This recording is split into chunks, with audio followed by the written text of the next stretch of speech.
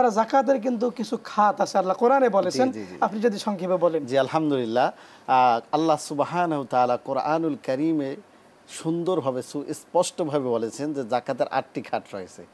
৮টি খাতের কথা বলেছেন যে আল্লাহ বলেন যে ইন্নামাস সাদাকাত লিল ফুকারাই ওয়াল মাসাকিনা ওয়াল আমিলিনা আলাইহা ওয়াল মুআল্লাফাতি কুলুবুহুম ওয়াল গারিমিনা ওয়া ফির রিকাব ওয়া ফি সাবিলিল্লাহ ওয়া ইবনাস সাবিল। এখানে ৮টা খাতের কথা বলা হয়েছে। ১ নম্বর ফকির, ২ নম্বর হচ্ছে মিসকিন, ৩ নম্বর হচ্ছে যারা যাকাত আদায়ের কাজে নিয়োজিত থাকবে তাদেরকে আপনি যাকাতের টাকা দিতে পারবেন। এরপরে ঋণগ্রস্ত ব্যক্তি, এরপরে দাসী মুক্ত করার জন্য, এরপরে আপনি জিহাদ ফি সাবিলিল্লাহ, আল্লাহর রাস্তায় যারা জিহাদ করে তাকে আপনি যাকাতের টাকা দিতে পারবেন। মুসাফির, তাদেরকেও আপনি যাকাতের টাকা দিতে পারবেন। মুসাফিরের এখানে মাসালাটা একটি গুরুত্বপূর্ণ মাসালা। চট্টগ্রামে একজন ধনাঢ্য পরিবারের মানুষ ঢাকায় এসেছে, আসার পরে ঢাকা ছিনতাইকারীর কবলে পড়ে, তার পকেটে সব টাকা ছিনতাইকারী নিয়ে গেছে। এখন সে কিন্তু কোটি টাকার মালিক, কিন্তু ঢাকা আসার কারণে ছিনতাইকারী তার পকেট মারি দিয়েছে, সে এখন নিঃস্ব। আপনি কিন্তু এই মুসাফিরকে যাকাতের টাকা দিতে পারবেন। সর্বোপরি এখানে আমরা আরেকটা কথা বলি যে ফকির, যারা মিসকিন শব্দটা কিন্তু একটি গুরুত্বপূর্ণ শব্দ। মিসকিন ওই সমস্ত ব্যক্তিদেরকে বলে যে তাদের ঘরের ভিতরে কিন্তু খাবার নাই, কিন্তু বাহিরে যখন আসে তখন দেখবেন ফিটফাট সুন্দর একটা জামা, সুন্দর একটা পাঞ্জাবি, চুলটা আশ্রয় আসে, তাদের দেখলে মনে হয় না সে ক্ষুধার্ত নয়, আসলেই কিন্তু সে ক্ষুধার্ত।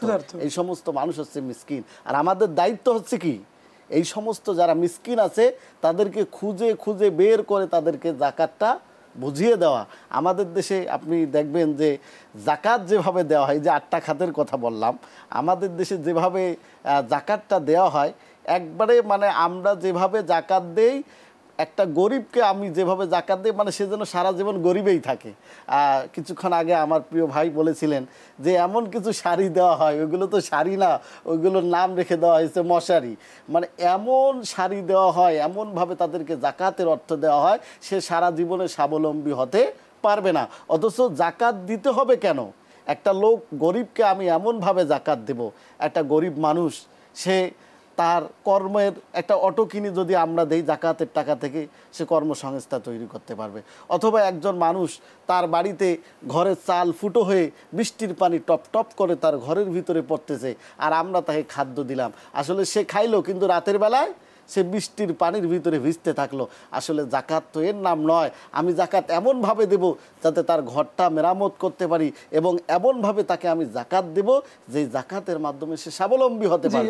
সুন্দর বলেছেন মাওলানা আলামিন। আত্মীয় স্বজনের যাকাতের বিষয় আছে, ভাই আছে, বোন আছে, এদেরকে আমরা কিভাবে যাকাত দেব? খুব গুরুত্বপূর্ণ একটা কথা বলেছেন, যে প্রশ্নটা আসছে এখানে যে আমাদের আত্মীয় স্বজন, আসলে যাকাত সবচাইতে ইম্পর্টেন্ট একটু বিষয় হচ্ছে নিজের আত্মীয় স্বজন। আমরা কিছু নিজের ভাইকেও যাকাত দিতে পারি। আমার নিজের ভাই, রক্তের ভাই, মা বাবাকে কিন্তু যাকাত দেওয়া যাবে না, কিন্তু আমার নিজের ভাই, রক্তের ভাই এবং বোন যদি হয়, আমার বোনটা তার সন্তানকে অভাবের তাড়নায় সে লেখাপড়া করাতে পারতেছে না, অভাবের তাড়নায় জামা কাপড় দিতে পারতেছে না, আমি কিন্তু যাকাতের টাকা দিয়ে আমার বোনকে সহযোগিতা করতে পারবো।